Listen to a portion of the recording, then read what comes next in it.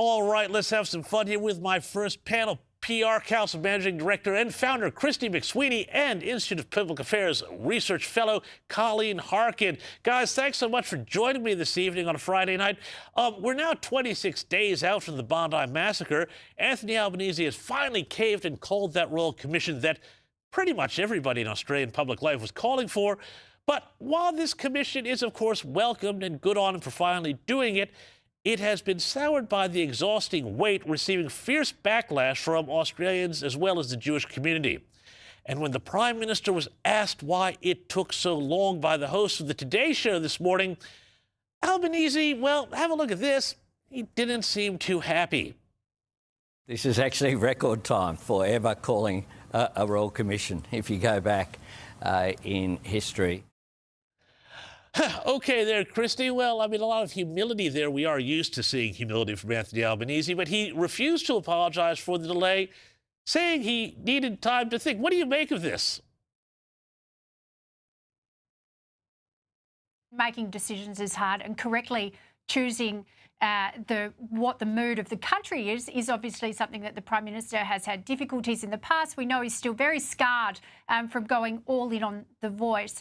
And perhaps that's led to not judging the mood of the country, not judging how difficult this is and how prevalent this is in Australia, and taking this long. And of course, there's a significant reframing of the narrative here. Don't forget, the government has spent the first 25 days trying to make this issue about gun laws, about gaps in security legislation, about working with ASIO, everything but anti-Semitism.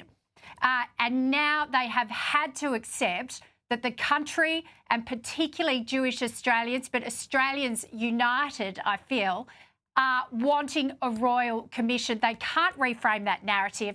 It hasn't worked. And of course, let's look at the politics of this. There is a bare reason why the government took so long. It is, how can we frame a narrative so we can make the politics of this work for us, so our term in government, the rest of our term, is not clogged up by a Royal Commission into anti-Semitism and bringing forth issues that exist perhaps in 6 seats in Western Sydney. They had a friendly opening with Chris Minns. They could have done it then. They didn't jump on the back of New South Wales and say, we'll take a federal Royal Commission. They let that go and go and go. 25 days. It's not good enough. Well, it's not, only that he claims it, well, it's a record time since they called one. It's the fact that he's trying to get us to forget that for 3.5 weeks he went out there saying, no, a Royal Commission is not the answer, Colleen. A Royal Commission can't answer the questions. A Royal Commission would take too long. It would just be some retired judge, as he dismissively said in one of his press conferences. Colleen, is he hoping that Australians just have the memory of a goldfish on this one?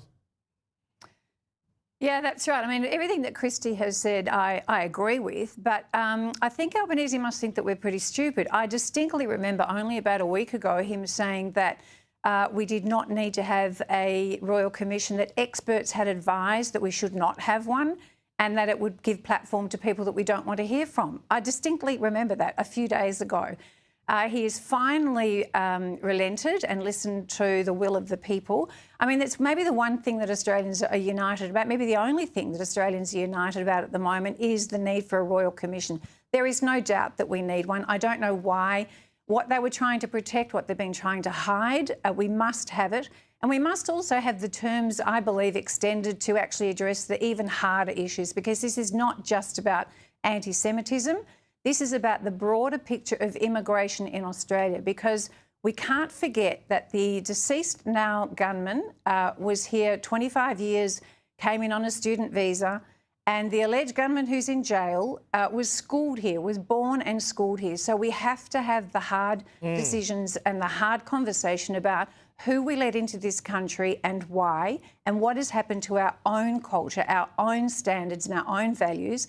The Jewish community at the forefront of this, but the big conversation also has to be addressed.